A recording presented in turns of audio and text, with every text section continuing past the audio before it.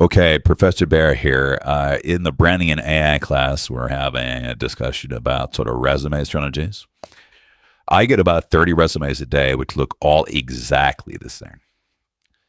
So I'm wondering, in the day and age of language models, why people, and the reason I hear people do that is for these ATS systems. That is so they can pass these little automated systems.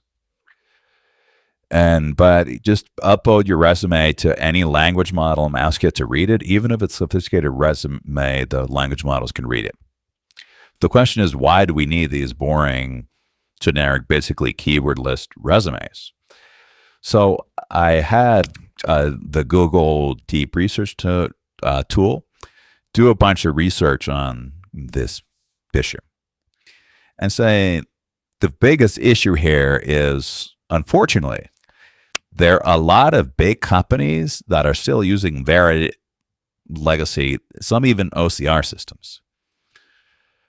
So if it's a big company using a very dated system, i.e. 2020 and before, then you probably need some sort of ATS stuff. And so it's one is important to know, but if you're like applying to a small company, like a startup with 3 people, they're probably reading it. They probably do what I do, which is quickly look at them and just reject anything that looks like it was made for ATS just from the way it looks. So what I came up with is what I call the strategic minimalism strategy. So what does this mean? So what this means is there's some things that work for both ATS and for humans. For example, clear typefaces. Calibri, Arial, Helvetica are well known, and this is backed up with studies, for readability. So if it's readable for humans, it's also readable for these ATS systems. The layout, having clear layout flow, that helps both humans and ATS systems. So here's a bunch of suggestions, and there are more. Things that work for both humans and for ATS.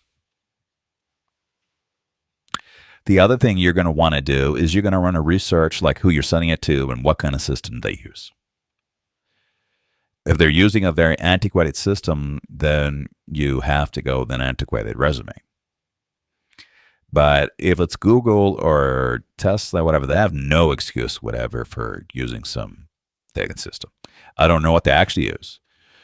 But there is a tendency for very large corporations to resist any kind of change. So they might have a 5, 10, 15-year-old system that they're still using, even though it's terrible, because they just don't want any change. So that will involve some research.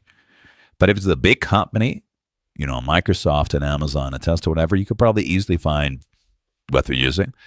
Workday or whatever it's called, Workaday, whatever it's called, they handle a lot of stuff. So things that work for Workaday, probably, research whatever they use and do that.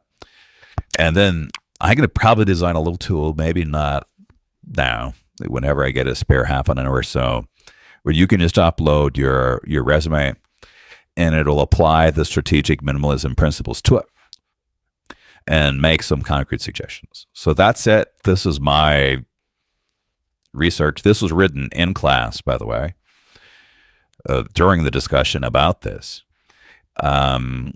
And so it makes sense to me. It makes sense to me that to use typefaces that work for both humans and ATS, but also to have some things, some small things, which make it stand out a bit. I'll think about more what those are from a design perspective, things that won't cause problems with the ATS system, but it will make it stand out to a human. So it's sort of step 2 in strategic minimalism.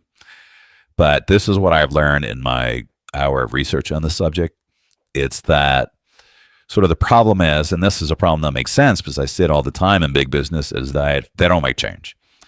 So it's not that a language model can't handle a better looking, more sophisticated, better designed resume. It's that the company is using some dated system, which makes total sense. Okay, so that's it for this. I'll continue this a bit, as I go more tools forward.